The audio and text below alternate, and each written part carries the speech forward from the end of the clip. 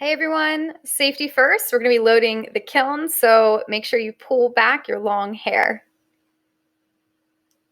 Once your hair is up and back, you can carefully lift open and lock the lid. You can see that the lid does have a little arm on it that locks into place and stays open.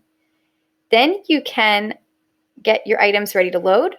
Any items that are free from glaze can be stacked carefully, and they can also touch each other on the side when you load them. However, anything with glaze on it cannot touch. Even if those glaze pieces are just barely touching in the kiln when you load them, they're going to fuse together. You won't be able to get them apart without damaging them.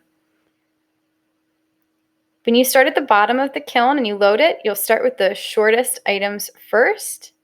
That'll provide more stability as you load everything up in your kiln. Use both hands to load your items. Remember that bone dry clay is very fragile, so you'll never pick up the piece by the rim or the edge. Just use two hands and be extra careful. If the item has a lid, you can fire it with the lid in place on the container. That goes for any items that do not have glaze. Glaze-free items and their lids get to be fired together.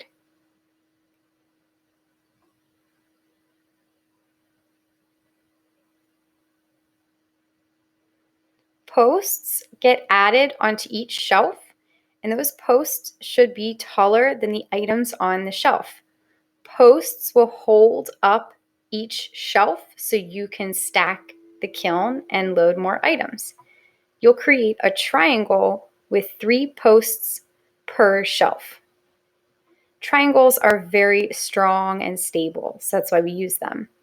You'll carefully lower in a shelf onto your 3 posts. Then you can continue to load. Just remember, never pick up any pieces by the handle or the rim. Always pick up pieces under the base.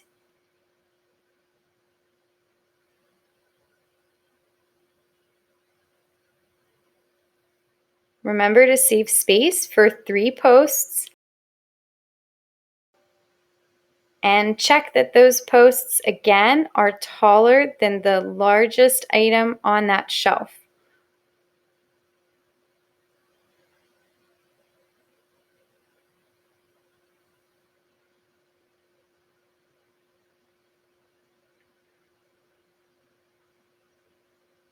You should stagger your shelf height from shelves that are next to each other. That staggered height helps with even heat distribution. However, you can't put items across that gap. They'll be crooked because your shelves should be staggered, and also they'll be hanging over the edge, which can cause issues with distorting the pieces as they fire.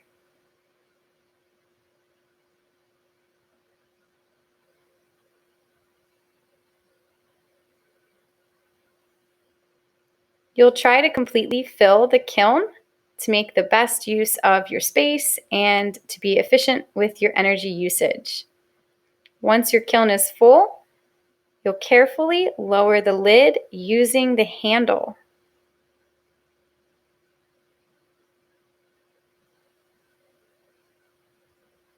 There's even a little lock on the front to make sure the lid is secure.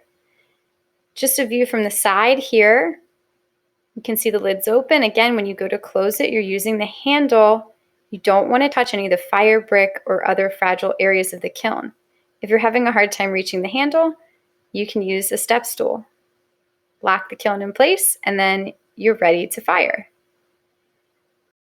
Safety is so important when working with kilns and ceramics. The first safety tip is that really only trained personnel should touch a kiln. You should be trained and confident if you ever plan on working with this kind of equipment. Safety tip number 2, kilns should be respected, not feared. If you are afraid of a piece of equipment, it means you need more training and supervision before using it. Safety tip 3, students should not touch a kiln unless they're supervised and directed to do so. Without skilled and trained kiln operators, ceramic artworks cannot exist. So, all of this information about firing processes is so important.